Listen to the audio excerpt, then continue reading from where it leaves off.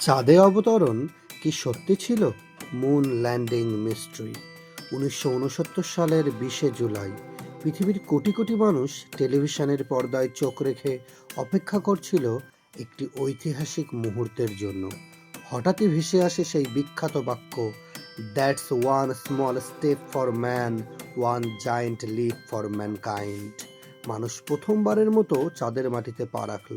কিন্তু প্রশ্ন হলো, এই ঘটনাটি কি সত্যিই ঘটেছিল, নাকি এটি ছিল ইতিহাসের সবচেয়ে বড় প্রতারণা? আজকের ভিডিওতে আমরা জানব মুন ল্যান্ডিং কনস্পিরেসির রহস্য, বিতর্ক এবং নাসার দেওয়া প্রমাণ।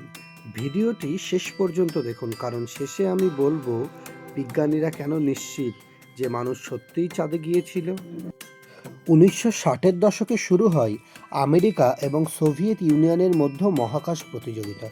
সোভিয়েত ইউনিয়ন প্রথম স্যাটেলাইট পাঠায়, প্রথম মানুষকেও মহাকাশে পাঠায়। তখন মার্কিন যুক্তরাষ্ট্র ঘোষণা করে তারা মানুষকে চাঁদে পাঠাবে। এর ফলেই শুরু হয় অ্যাপোলো প্রোগ্রাম।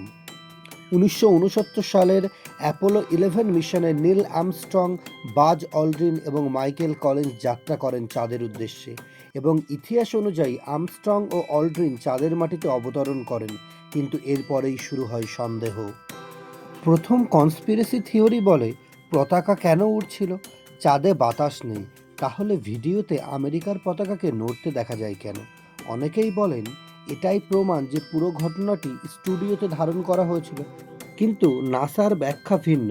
পতাকার ওপরে একটি ধাতব রড ছিল যাতে সেটি ছড়িয়ে থাকে, আর মহাকাশচারীরা যখন পতাকাটি স্থাপন করেছিলেন তখন তাদের হাতের নড়াচড়ার কারণে পতাকাটি কাঁপছিল। চাঁদে বাতাস না থাকায় সেই কম্পন কিছুক্ষণ স্থায়ী হয়েছিল। দ্বিতীয় কনস্পিরেসি থিওরি প্রশ্ন তোলে, ছবিতে তারা দেখা যায় না কেন? অ্যাপোলো মিশনের ছবিগুলোতে আকাশ সম্পূর্ণ কালো, কোনো তারাই দেখা যায় না। অনেকের মতে, যদি মানুষ সত্যিই চাঁদে যেত তাহলে আকাশে অসংখ্য তারা দেখা যেত, কিন্তু ক্যামেরার এক্সপোজার সেটিং ছিল চাঁদের উজ্জ্বল পৃষ্ঠের জন্য, তাই অপেক্ষাকৃত ম্লান তারাগুলো ছবিতে ধরা পড়েনি। একই ঘটনা পৃথিবীতেও দেখা যায়, দিনের বেলায় আকাশে তারা থাকলেও আমরা দেখতে পাই না। তৃতীয় কনস্পিরেসি থিওরি প্রশ্ন তোলে, ছায়াগুলো ভিন্ন দিকে কেন? মুন ল্যান্ডিংয়ের ছবিতে বিভিন্ন বস্তুর ছায়া ভিন্ন ভিন্ন দিকে দেখা যায়। এ কারণেই অনেকেই দাবি করেন এখানে একাধিক স্টুডিও লাইট ব্যবহার করা হয়েছিল। কিন্তু বিজ্ঞানীরা বলেন অসমতল ভূমি, ক্যামেরার অ্যাঙ্গেল এবং পার্সপেক্টিভের কারণে এমনটি দেখা স্বাভাবিক। চতুর্থ conspiracy theory Van Allen radiation বেল্টের কথা বলে। পৃথিবীর চারপাশে রয়েছে শক্তিশালী বিকিরণ অঞ্চল। অনেকে বলেন এই অঞ্চল অতিক্রম করলে মানুষ বাঁচতে পারে না। তাহলে অ্যাপোলো নভোচারীরা কিভাবে জীবিত ফিরে এলেন? নাসা জানায় তারা এমন পথ ব্যবহার করেছিল যেখানে বিকিরণের মাত্রা তুলনামূলক কম ছিল। এছাড়া নভোযানটি দ্রুত ওই অঞ্চল অতিক্রম করেছিল, ফলে ক্ষতিকর বিকিরণের মাত্রা বিপজ্জনক পর্যায়ে পৌঁছায়নি। এখন আসি সবচেয়ে গুরুত্বপূর্ণ অংশে।